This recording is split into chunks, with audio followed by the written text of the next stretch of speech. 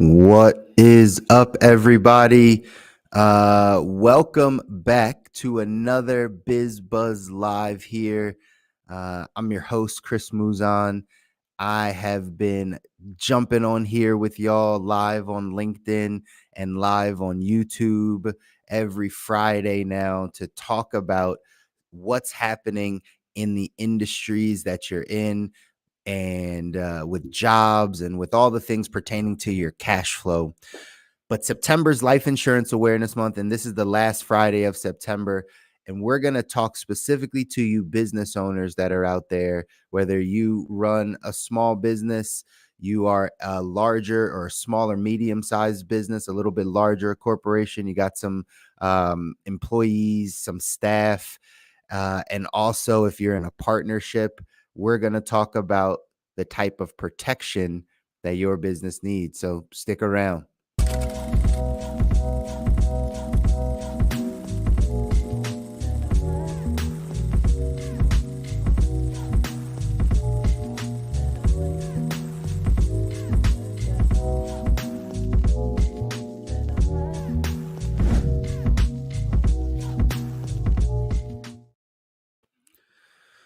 What's up, all? Again, I'm Chris Muzan here, your financial coach, helping you with all things money. The reason why we started BizBuzz Live, I always like to share it because inevitably when we start having conversations around people's finances, we start talking about saving and investing and debt and insurance and estate plans and all of this stuff. Inevitably, it gets back to cash flow. Inevitably, it gets back to how are we making money, what's coming in and what's going out. The most significant driver of one's financial life is going to be their cash flow, their ability to earn more and then keep more of what's coming in. Very wise person once told me, Chris, it's not about how much money you make, it's about how much money you keep. At the end of the day, if you make $1 million and you spend $1 million, you're still broke. So cash flow has everything to do with not just what you're making, but also what you're keeping. So we help on that side. But we wanted to really dive into what are the ways to make money? What are the ways that people continue to make money, whether it's having a job, whether it's having a side business, whether you're a full-on entrepreneur? What are the industries that are ripe? What are the industries as you're in college or leaving college that you should get into? What about if you're transitioning? What if you're 10 years in an industry, 15 years in an industry, and it's doesn't have the financial horsepower to get you to where you want to go? What industries do you look at? How do you supplement? Those are the conversations that we have here on BizBuzz. So continue to join us every single week here, live on LinkedIn, live on YouTube. Feel free to drop some comments down below if you have any questions. Today, again, we're specifically talking to the business owners, people that are in partnerships, people that run small businesses. The question is your business actually protected? We understand that you might be in the daily operations and the daily things, but is your business protected? Since September's Life Insurance Awareness Month, we've been talking a lot about insurance. We've been talking about the insurance industry. I've been here in the insurance space now going on 11, almost 12 years now, and really being able to educate people around the importance of these different types of policies that are out there, whether you're just, a person looking to get their income protected. But this is now the business side of insurance that a lot of times we don't really know. We don't really understand it. No one educates us on it. We don't understand how important this type of protection is, but I'm going to go over 2 different types of things with you guys today, and take some time to educate.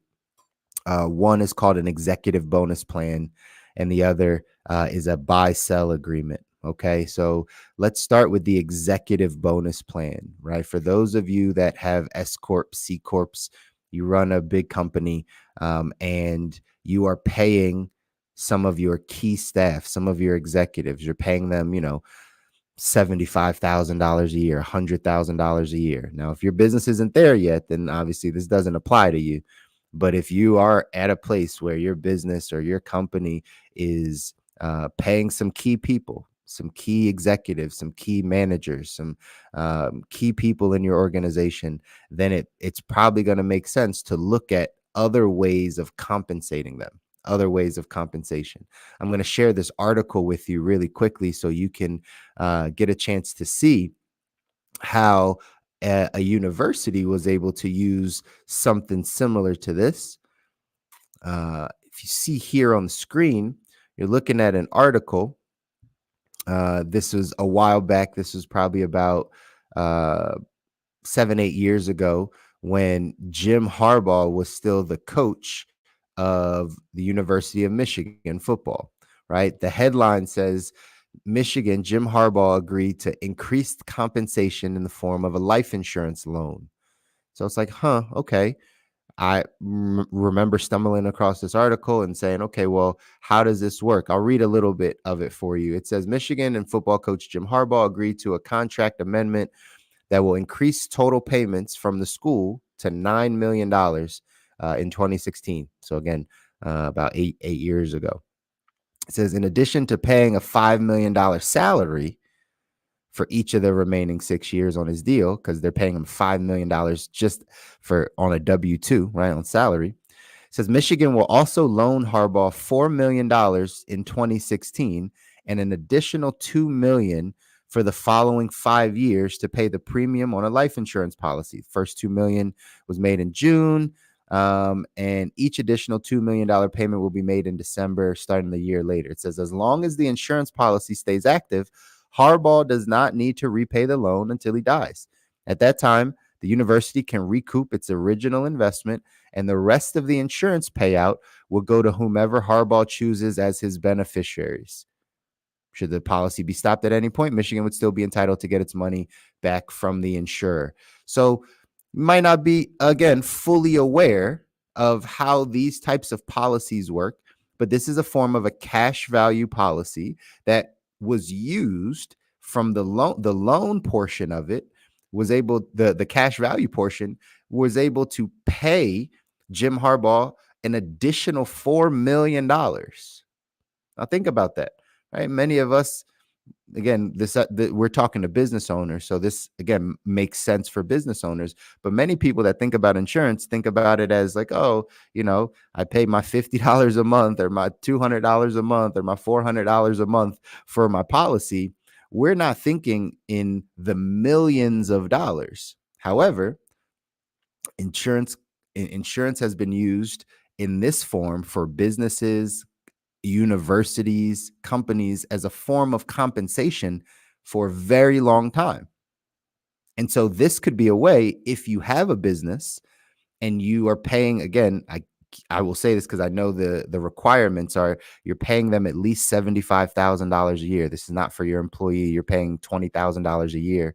It won't work for you if you're only paying yourself $20,000 or $30,000 a year out of your business. You got to be paying them a significant amount. Then these insurance companies will come in and make sure that that employee or that executive is compensated fairly. And there's a ton of tax benefits. Why would a university do it? Why would a company do it? Is because that policy loan, if you understand money, loans are not taxed. Loans are not taxed, right? So the school can now think about the salary that Jim Harbaugh was making, $5 million. He gets taxed on that full $5 million, right? He's on a W-2, right? So he gets taxes taken out just like everybody else. Right. And so 50% of that arguably is going to go right to the IRS. So he was only making 2.5 off that 5 million. But now they throw in this tax-free loan that he does not have to pay back. And eventually, right, still has this life insurance policy that's able to pass down to his beneficiaries. Right. So again, these are things that people have used, companies, businesses, universities have used for a very long time. Here's another one. If you want to know and take a look, if you can see that on your screen, this is a sample of the compensation chart for the C-suite of General Electric. Again, a little bit older, back in 2013, 14, and 15 is what this is showing. But if you take a look at this, and you can see this compensation for the C-suite, the CEO, the CFO, the vice chairman, the two vice chairmans, and the general counsel, right? It shows their salaries. Again, this was a publicly traded company. General Electric is a publicly traded company, right? And they would have to show their salaries, show their compensations, all those things. So the CEO in 2015 had a salary of $3.8 million and a bonus of $5.4 million. Awarded a bunch of stock and a bunch of options, right? Making really good money. But we have it circled down there just so you can see that in this case also, insurance was used in order to compensate as well. The CEO, Jeff Imlett, the company paid $375,000 in life insurance premiums for them. $375,000.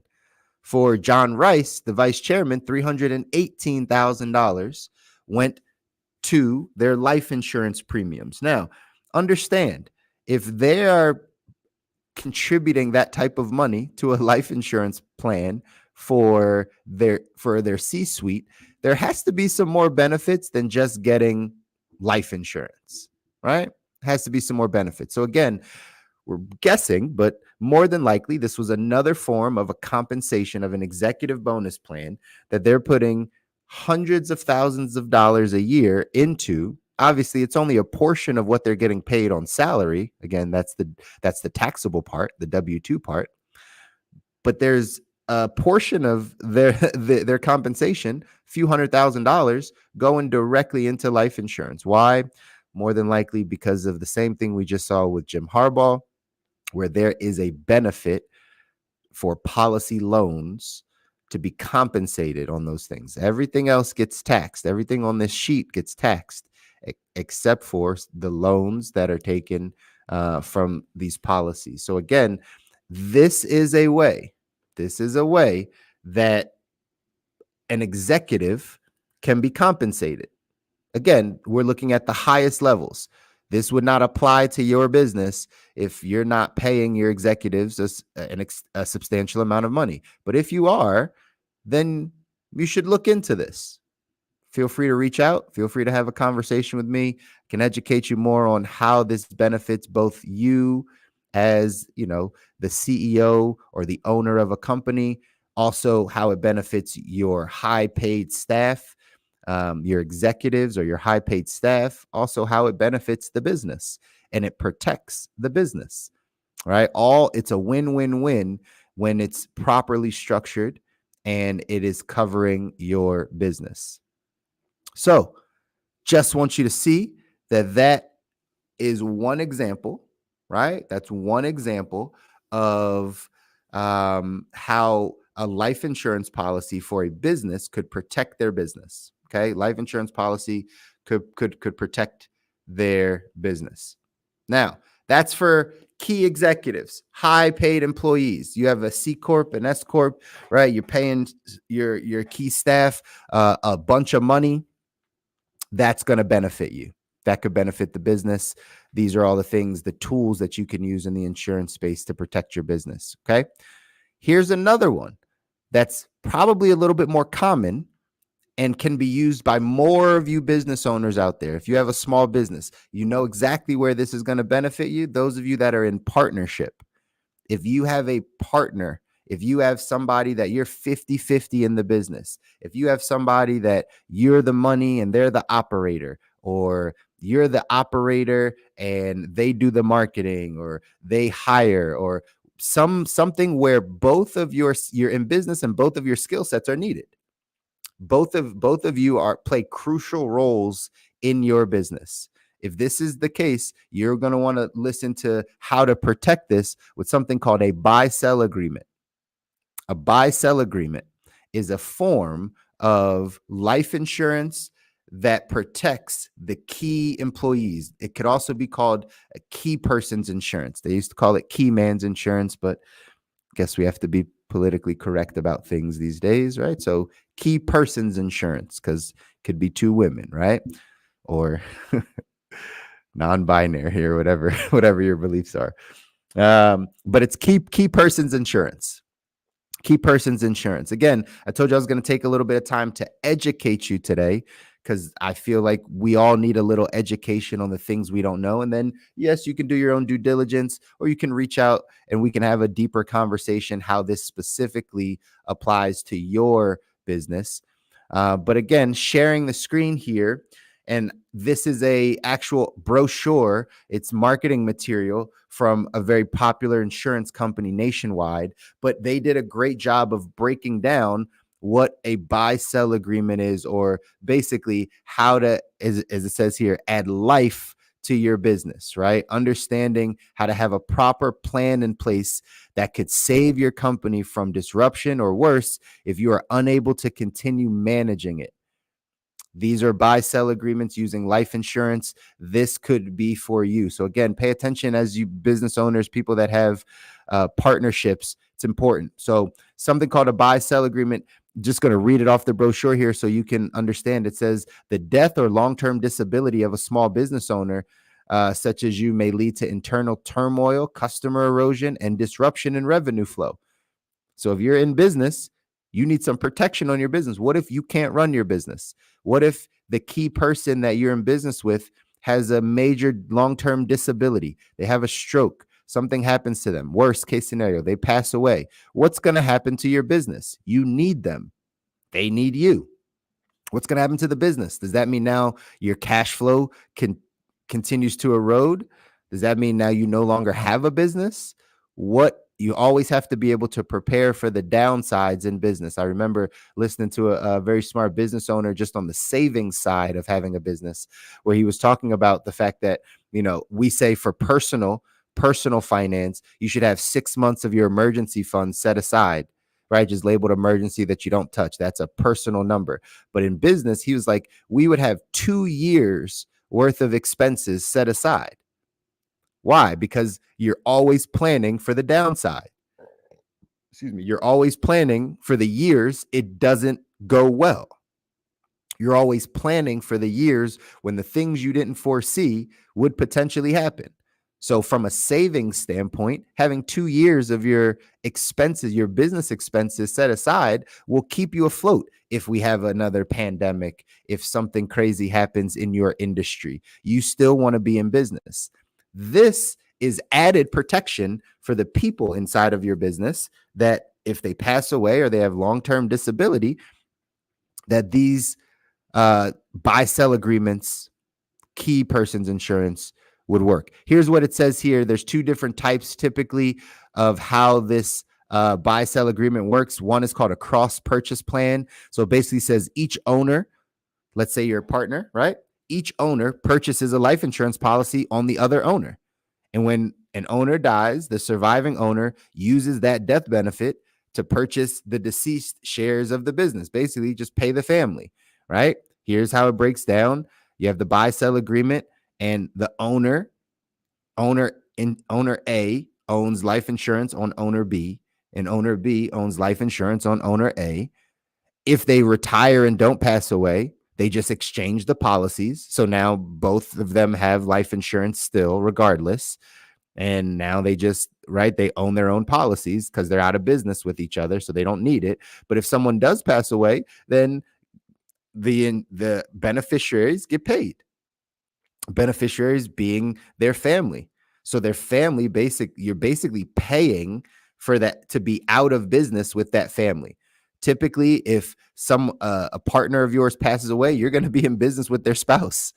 You're going to be in business with their kids, right? That's what happens. And that, again, can erode business. If you have a very successful business, kids think they need a part of it, or the spouse wants to come in and start to make changes because she's kind of next in line or he's next in line. Well, maybe that's not the way you want it to work. To protect your business, maybe you need to just say, hey, I'm sorry that your spouse passed away. Here's $1 million to take over their part of the business. I've been paying for this insurance policy on them, right? So here's your $1 million, and I own the business outright now. That may keep your business intact. So that's one way to use this buy-sell agreement or this key person's insurance. The other way is called an entity redemption plan, which is a little bit more common for how they use this. It says here, each owner enters an arrangement with the business for the sale of their respective interests to the business. The business purchases separate life insurance contracts on the lives of the owners. The business pays the premiums, and the owner and is the owner and the beneficiary. All right. So the business owns this. It's not owned by the person, it's owned by the business. It says when an owner dies, their shares of the company stock will pass to their owner's heirs or estate, and the company may purchase them with the proceeds of this life insurance policy. So again, this is the entity redemption side, where the business owns the insurance on both of the owners. Again, if you're in partnership. And then this is how it breaks down, right? Again, upon retirement, there's no changes to this policy if somebody retires. But if it's upon death, right, then the life insurance pays a death benefit, and the insured beneficiaries get their stock shares, right? If, again, that's how your company is set up. And then everyone continues to get their payout, and then the business can continue to run, right? So again, these are all different types of ways to be able to protect your business. If you have a key person, you have a key employee, you are partners in a business, are you aware that if that partner doesn't work anymore, they're disabled, they pass away, how does your business stand? How do you continue to run your business? That's what these types of policies will cover. Insurance, ladies and gentlemen, is just mitigation of risk, right? It's risk mitigation. It's saying, hey, you know what? It's kind of risky on this side. Let's have some protection on it. It's kind of risky that we don't have any protection in our business. I know we have this kind of contractual LLC, or we're in partnership with each other. I get that. We have some things written down, some bylaws of our business, but like, are we really protected? Is the business really protected? Not like trademark protected, but like, if you can't work anymore and I need you, is the business going to stand? If you pass away, if you have a stroke, if you get cancer, if something crazy happens and we're in business for 7, 10, 15 years together, do I have any protection on this? Or I'm just crossing my fingers and putting all my eggs in this basket to say, hey, I hope nothing happens to either one of us so we can keep making decisions in this business. Clearly, that's not smart. And so I just shared with you a couple ways, because again, September is Life Insurance Awareness Month. So I just shared with you a couple ways that you can look to protect your business entity. Whether you are a small, medium-sized business, you have less than 50 employees, whether you're a larger corporation and you've never looked at these types of things, you're paying, your CEO and your CFO and your CMO a couple $100,000 a year, and you've never looked at a way to compensate them outside of their W-2, outside of their salary or a small bonus plan. Well, then you might want to take a look. You might want to start having some conversations around how this could protect your key employees, but most importantly, protect the cash flow of your business. That's why we do this, is to make sure that things are protected. When you have personal life insurance, it protects your income, the income you are making, that you are bringing into your household, because your household needs it. So if you were to pass away, your income is protected. It's going to stay in your family for the next 5 to 10 years if you're properly protected on the insurance side. But what about your business? Is your business properly protected in the event that something happens to either one of you or a key employee? This is also a way to retain key employees. I'm pretty sure Jim Harbaugh, which we saw, wanted to stay there a little bit longer because they compensated him a little bit more, not taxed, right? It's untaxed money. I'm sure that was an incentive for him. Maybe you can give that incentive to one of your staff at some point to be like, hey, I know we pay you X amount. I know we pay you $175,000 on salary and you get taxed on that, but we have a way to give you an extra 50 grand a year. We have a way to give you an extra 100 grand a year tax free. Let's have a conversation. Let's negotiate. Maybe that's a business tactic. It may get hairy out here, right? Especially a lot of you on LinkedIn looking for jobs, changing careers, those things, right? There may come a time where you have to find a better strategy of keeping good employees. We talk about toxic work environments and all the stuff, bad management, bad leadership, right? We talk about all those things that are the reasons why people leave companies. But do you know what keeps people at companies? If you increase their pay, I'm sure that could be one of the levers that you could pull to keep them with you a little bit longer. So again, feel free to reach out, have a conversation with me. More than happy to talk about this business side of insurance. Because again, if we're not educated on it, we might be educated on the personal side, but we're not educated on the business side of insurance. And so whether it's a key person's policy, whether it's going to be an executive bonus plan, or something that retains employees, you're going to want to have the conversation. All right. So that concludes our Life Insurance Awareness Month conversations. Next week, when we get back on Friday, we're going to start diving back in to some more of the industry things, what's happening out there in your specific industry. If you have questions or comments or industries you want to talk about, feel free to leave some comments, drop some stuff in the chat, shoot me a DM or a private message. More than happy to talk about it, whether it be what's happening in the medical space and healthcare with nurses, what's happening in the financial services space, which we're in, or the insurance space, what's going on in trucking, what's happening, what are the majors in college that people are coming out and making money, information technology. I'll probably touch on this next week, but just what are the degrees that you probably shouldn't be going to school for, right? What are the other areas where you can create a life for yourself? I think, I saw an article talking about how more women are doing more of the blue collar jobs, more of the construction, more of the trucking, more of the transportation stuff. I see that more younger women, I want to say, right? Like 18, 19, like not going to college, but choosing to go into the trades side, how that's becoming bigger just because they can make a great living. So these are the conversations we want to have here on BizBuzz Live. It's about your cash flow. You're going to save money. You're going to pay off debt. You're going to pay off your house. You're going to do all the things you want to do, invest money, build your retirement funds, all those things if your cash flow is in order. If your cash flow is not in order, it's going to be tough to do all the rest of those things. So that's why we're talking about it. Awesome. Appreciate all you guys. Continue to lock in with us. Feel free to reach out if you ever have any questions on anything. We're here to support, here to serve, here to make sure that you get all your financial questions answered. So until next Friday, take care.